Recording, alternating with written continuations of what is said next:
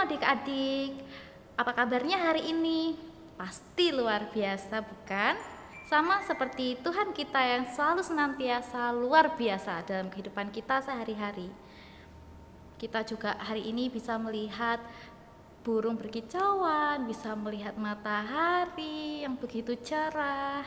Nah, sebelum itu, mari kita bersyukur dan kita pujikan. Selamat pagi Bapak.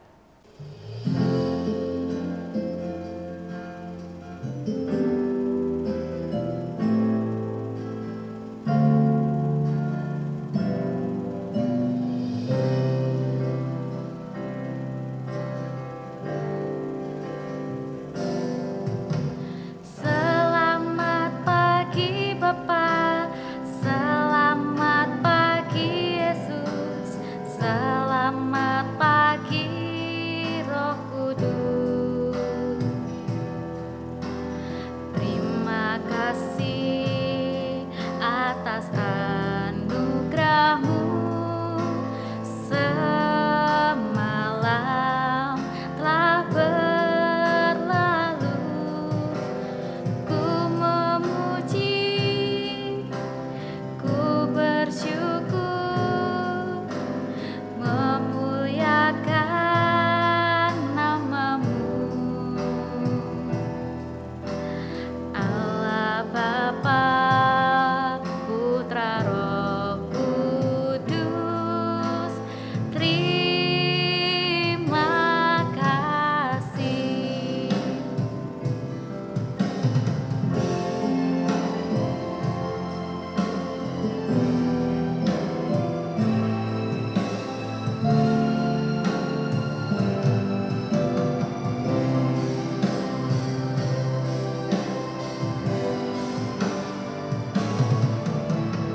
Selamat pagi Bapa, selamat pagi Yesus, selamat pagi Roh Kudus.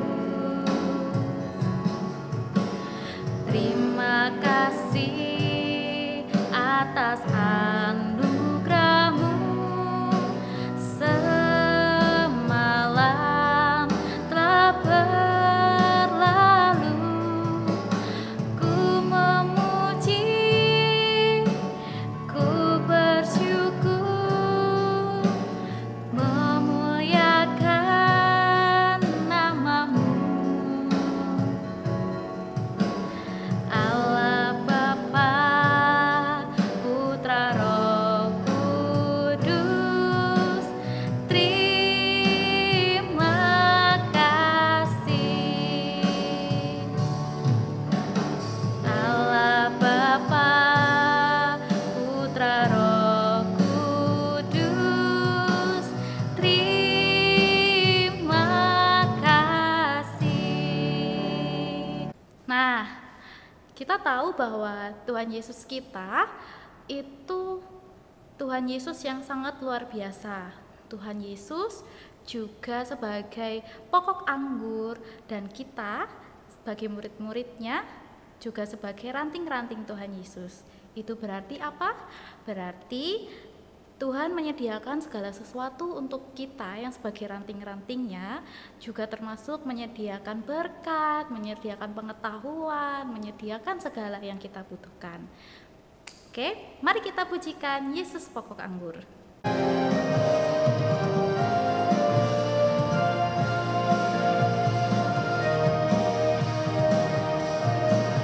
Yesus pokok dan kitalah caranya, tinggallah di dalamnya. Yesus pokok dan kitalah caranya, tinggallah di dalamnya. Yesus pokok dan kitalah caranya,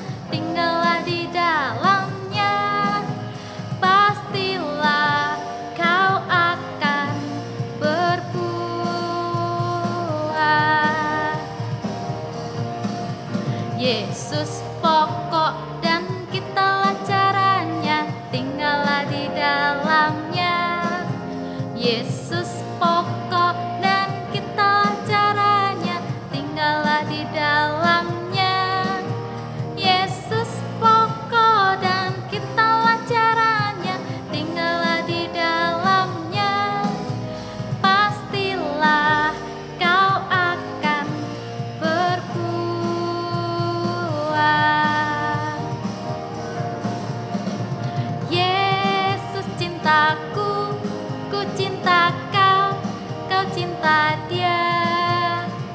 Yesus cintaku, ku cinta kau, kau cinta dia. Yesus pokok dan kitalah caranya, tinggallah di dalamnya. Yesus pokok dan kitalah caranya, tinggallah di dalamnya. Yesus pokok dan kitalah caranya, tinggallah di dalamnya. Pastilah kau akan berbuah. Sebelum kita memuji Tuhan kembali, mari kita berdoa bersama-sama. Tuhan Yesus, terima kasih atas penyertaan-Mu dari malam hingga pagi hari ini. Kami bisa mengikuti kegiatan sekolah minggu meskipun hanya lewat video. Berkati juga kami yang sekarang ini berada di tempat kami masing-masing. Berkatilah acara hari ini supaya lancar dari awal, pertengahan hingga akhir. Terima kasih Tuhan, dalam nama Tuhan Yesus kami berdoa dan mengucap syukur. Haleluya, amin. Adik-adik, salah satu cara untuk kita dapat bertumbuh dalam iman melalui mendengarkan firman, baca doa setiap hari. Nah, di antara kalian, akankah kalian sudah rajin berdoa dan membaca kitab suci? Yuk, mari sama-sama kita pujikan baca kitab suci, doa tiap hari.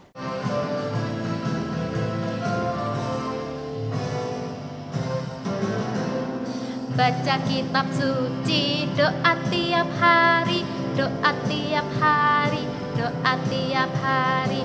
Baca kitab suci, doa tiap hari kalau mau tumbuh. Kalau mau tumbuh, kalau mau tumbuh. Baca kitab suci, doa tiap hari kalau mau tumbuh.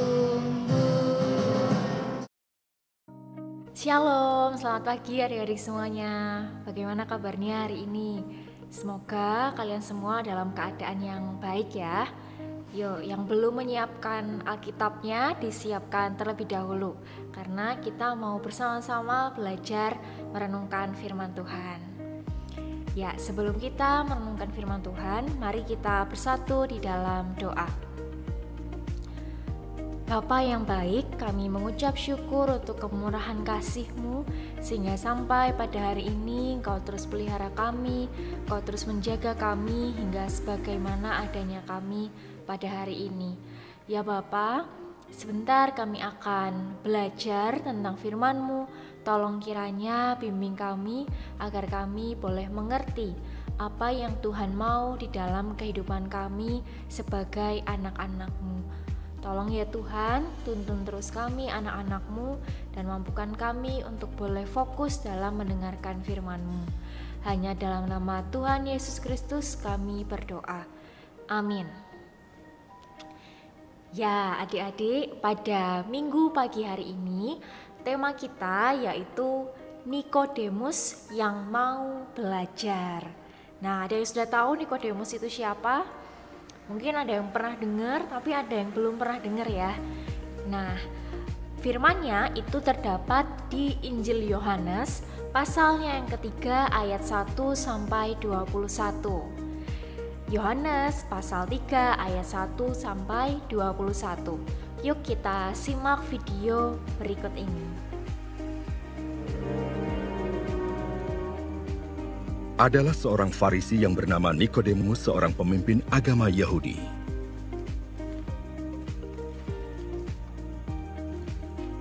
Ia datang pada waktu malam kepada Yesus dan berkata, "Rabi, kami tahu bahwa engkau datang sebagai guru yang diutus Allah, sebab tidak ada seorang pun yang dapat mengadakan tanda-tanda yang engkau adakan itu, jika Allah tidak menyertainya." Yesus menjawab katanya, "Aku berkata kepadamu, sesungguhnya jika seseorang tidak dilahirkan kembali, ia tidak dapat melihat kerajaan Allah." Kata Nikodemus kepadanya, "Bagaimanakah mungkin seorang dilahirkan kalau ia sudah tua? Dapatkah ia masuk kembali ke dalam rahim ibunya dan dilahirkan lagi?" Jawab Yesus, Aku berkata kepadamu, sesungguhnya jika seorang tidak dilahirkan dari air dan roh, ia tidak dapat masuk ke dalam kerajaan Allah. Apa yang dilahirkan dari daging adalah daging, dan apa yang dilahirkan dari roh adalah roh. Janganlah engkau heran, karena aku berkata kepadamu, kamu harus dilahirkan kembali. Angin bertiup kemana ia mau, dan engkau mendengar bunyinya, tetapi engkau tidak tahu dari mana ia datang atau kemana ia pergi. Demikianlah halnya dengan tiap-tiap orang yang lahir dari roh. Nikodemus menjawab katanya, bagaimanakah mungkin hal itu terjadi? Jawab Yesus, engkau adalah pengajar Israel, dan engkau tidak mengerti hal-hal itu. Aku berkata kepadamu, sesungguhnya kami berkata-kata tentang apa yang kami ketahui, dan kami bersaksi tentang apa yang kami lihat.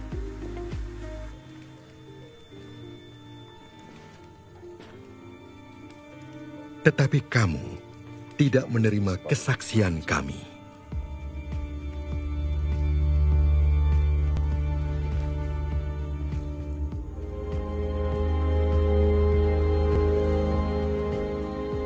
Kamu tidak percaya waktu aku berkata-kata dengan kamu tentang hal-hal duniawi?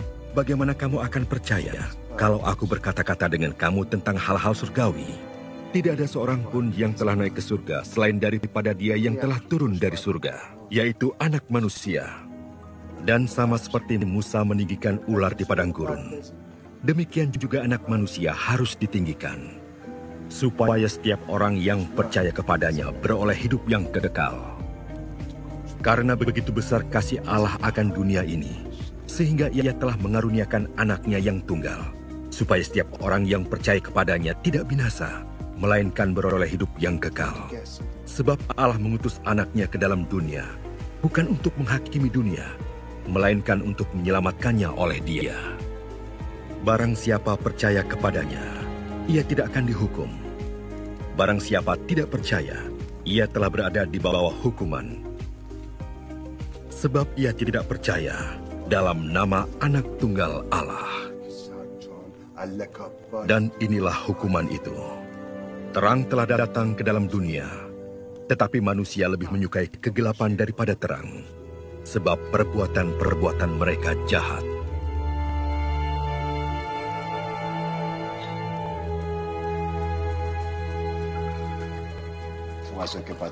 Sebab barang siapa berbuat jahat, membenci terang dan tidak datang kepada terang itu, supaya perbuatan-perbuatannya yang jahat itu tidak nampak. Tetapi barang siapa melakukan yang benar, ia datang kepada terang, supaya menjadi nyata bahwa perbuatan-perbuatannya dilakukan dalam Allah.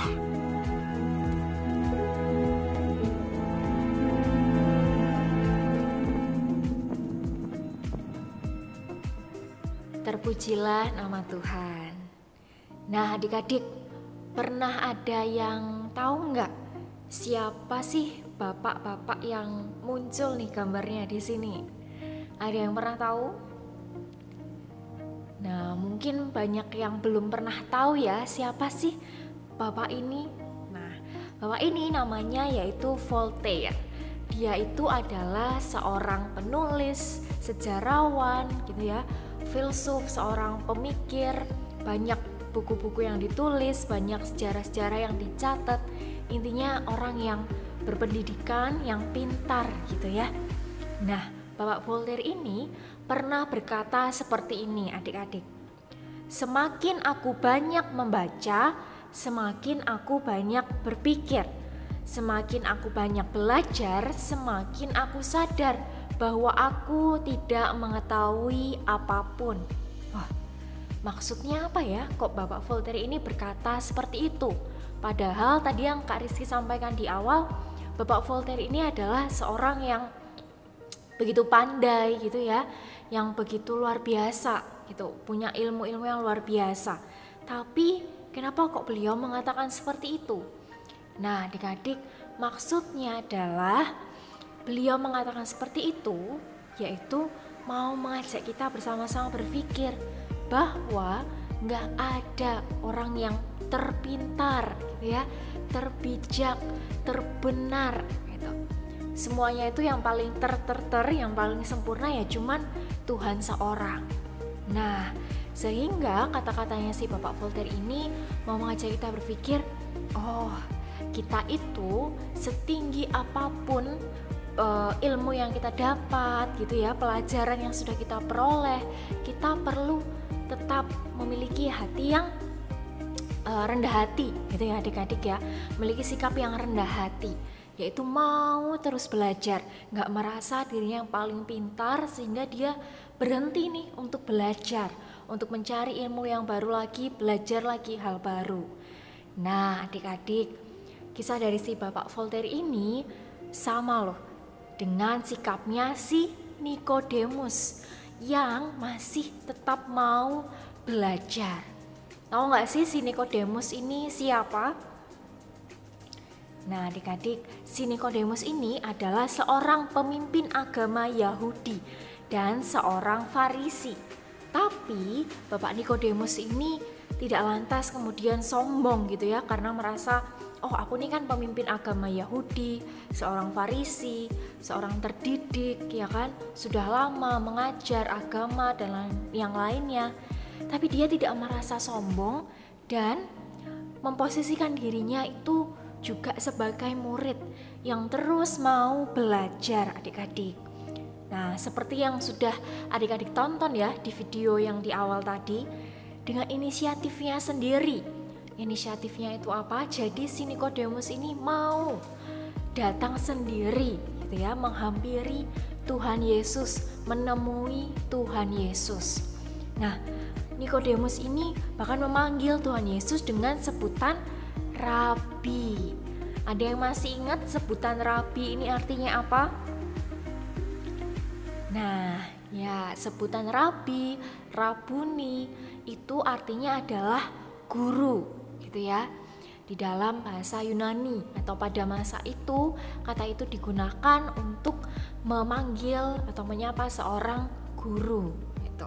Nah Nikodemus walaupun dirinya juga seorang guru agama nih, tapi dia masih mau memanggil Yesus itu sebagai Rabi, guru gitu ya. Bahkan dia juga mengakui bahwa Tuhan Yesus ini adalah guru yang diutus Allah gitu ya adik-adik. Nah di video tadi juga si Nikodemus ini ketemu sama Tuhan Yesus pas langitnya cerah atau gelap. Ya gelap, pas malam-malam gitu ya. Kenapa sih kok malam-malam, kok nggak pas siang aja ya kan? Kan lebih terang gitu ya. Kenapa sih kok mesti malam-malam? Nah jadi adik-adik, kenapa pertemuan pada waktu itu dilakukan malam hari? Nikodemus tadi kan siapa? Pemimpin agama Yahudi, orang Farisi gitu ya.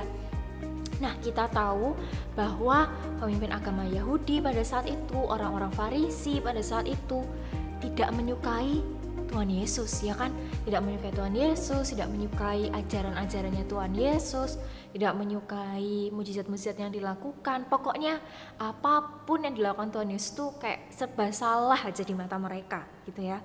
Jadi keputusan si Nikodemus untuk bertemu dengan Yesus pada malam hari itu untuk mempertimbangkan supaya orang-orang Farisi, pemimpin agama Yahudi itu tidak lantas tahu. Kalau mereka tahu akan semakin geram lagi gitu ya, semakin menyalahkan Tuhan Yesus lagi, semakin tidak suka lagi gitu kan ya dengan Tuhan Yesus. Nah itulah kenapa Nikodemus ini menemui Tuhan Yesus pada malam hari. Dan juga Tuhan Yesus kan ini ya mengerjakan pelayanannya gitu kan, entahkah mukjizat-mukjizatnya, entahkah mengajar gitu ya, entahkah berkunjung. Intinya Tuhan Yesus itu selalu melakukan atau mengerjakan pelayanannya selama di dunia ini.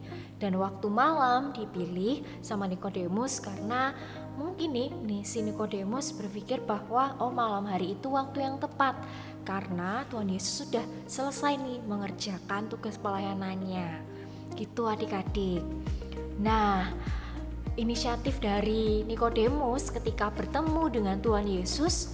Nah, Nikodemus kan sempat ya bertanya, bahkan gak cuma sekali ya kan adik-adik ya, Nikodemus sampai bertanyanya 2 kali. Gimana sih maksudnya Tuhan Yesus, kok bisa seorang yang lahir baru atau lahir kembali, apakah dia harus masuk ke dalam rahim ibunya gitu ya. Nah itu cara berpikirnya Nikodemus pada saat itu yang masih belum paham nih apa maksudnya Tuhan Yesus. Bahkan ketika Tuhan Yesus menyampaikan lagi apa yang dimaksudkan olehnya untuk memperjelas lagi, Nikodemus masih bertanya, bagaimanakah mungkin hal itu gitu ya. Nah Tuhan Yesus pun akhirnya merespon si Nikodemus ini adik-adik. Nah adik-adik, dengan Nikodemus bertanya tadi itu menunjukkan bahwa Nikodemus ini terbuka ya kan untuk mencari tahu, untuk belajar hal baru dari Tuhan Yesus. Dia tidak menutup diri, gak merasa paling pinter, gak merasa paling bijak gitu ya, tapi dia mau belajar lagi. Nah akhirnya Tuhan Yesus pun menjelaskan nih dengan memperhatikan, tadi kan siapa latar belakangnya si Nikodemus ini, pemimpin agama Yahudi ya.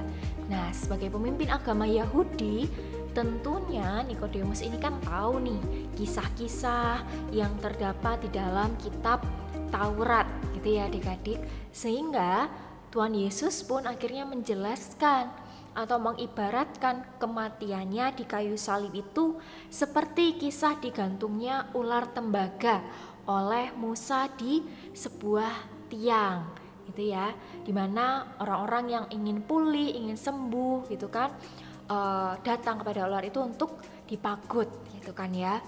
Nah Tuhan Yesus mengibaratkan seperti itu.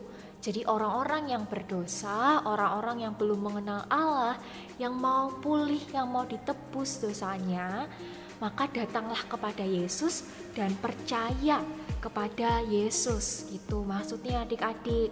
Jadi maksudnya dilahirkan kembali tadi adalah mau menerima Tuhan Yesus dan mempercayai Tuhan Yesus sebagai Tuhan dan Juru Selamatnya, sehingga yang percaya dia akan menerima hidup yang kekal bersama Bapa di sorga, sementara yang menolak untuk percaya akan mendapatkan hukuman gitu adik-adik. Nah jadi belajar dari kisahnya Bapak Nikodemus ini, kita belajar apa sih adik-adik pada hari ini? Ya kita belajar untuk memiliki semangat untuk terus belajar adik-adik. Belajar tentang apa saja sih kak? Nah terutama yang paling penting dan terutama adalah belajar tentang firman Tuhan.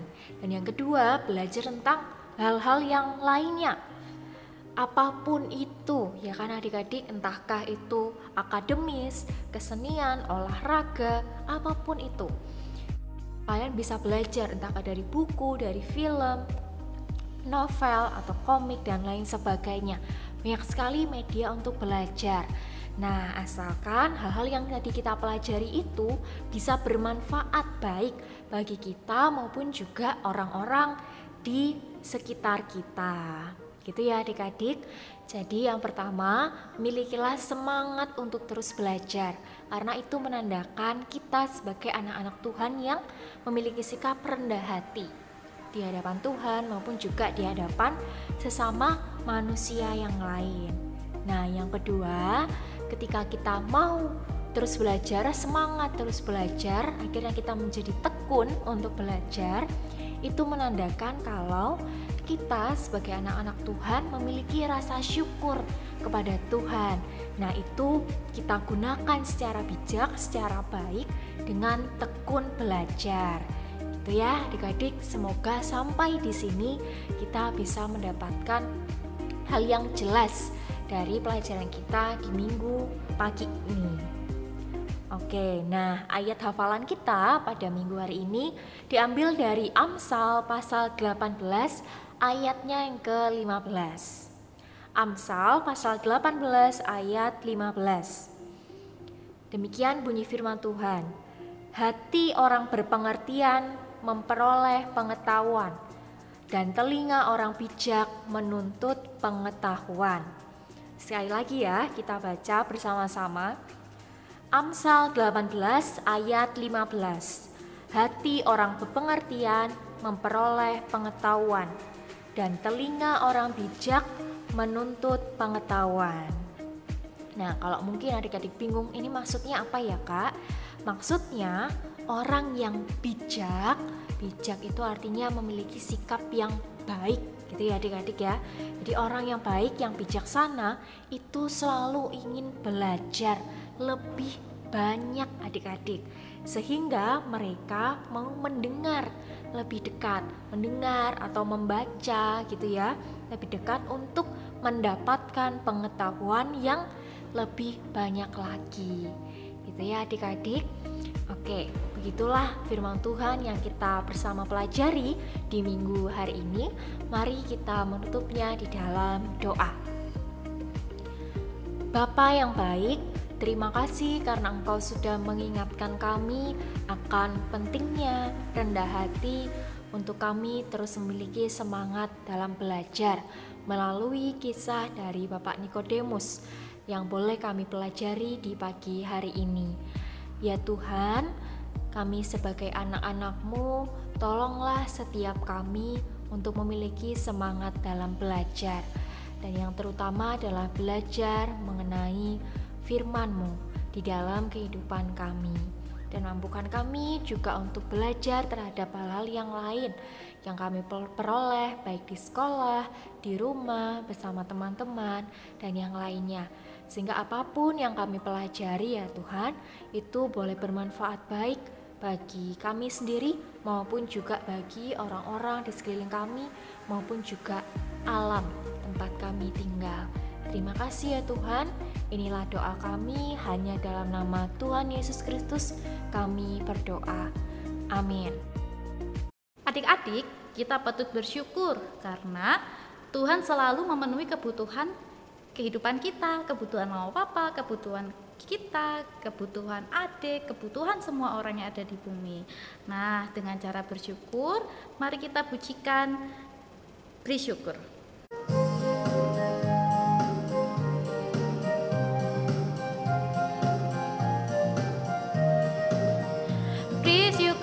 Beri syukur, berilah syukur, beri syukur, susah ataupun senang, beri syukur. Panjatkan doamu sepenuh hatimu, kasihnya Yesus jadi milikmu. Beri syukur, berilah syukur, beri syukur, susah ataupun senang, beri syukur. Panjatkan doamu sepenuh hatimu, kasihnya Yesus jadi milikmu. Mari sama-sama kita berdoa untuk persembahan kita adik-adik. Tuhan Yesus, terima kasih karena berkat-Mu melalui mama, papa, kakek, nenek, om, tante, kita dapat menyisihkan sebagian berkat mereka untuk kami persembahkan untuk gereja. Kiranya persembahan ini bisa berguna dan bermanfaat bagi orang-orang yang membutuhkan di sekitar kita. Terima kasih Tuhan, dalam nama Tuhan Yesus kami telah berdoa dan mengucap syukur. Haleluya, amin.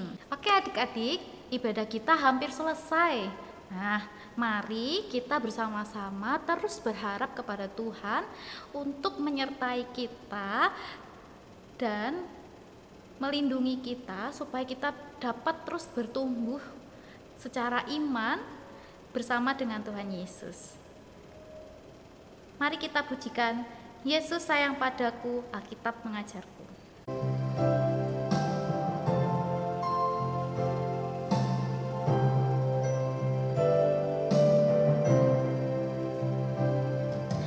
Yesus sayang padaku, Alkitab mengajarku, walau ku kecil lemah,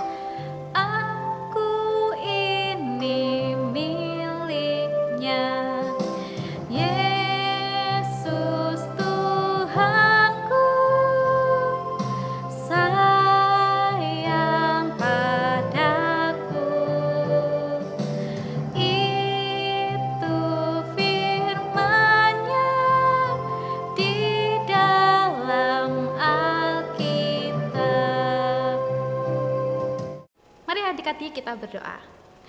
Tuhan Yesus, terima kasih karena pada kesempatan pagi ini kami semua sudah belajar tentang bertumbuh dalam iman.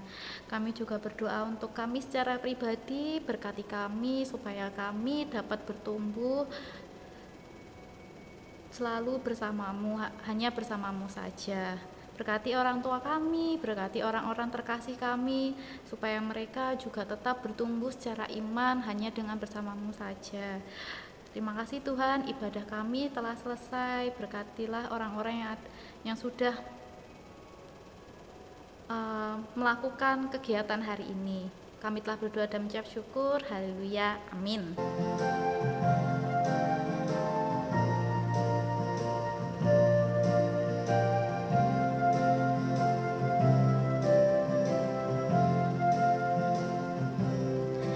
Bapa, terima kasih. Bapa, terima kasih. Bapa di dalam surga, puji terima kasih. Amin. Selamat hari Minggu, Tuhan Yesus memberkati.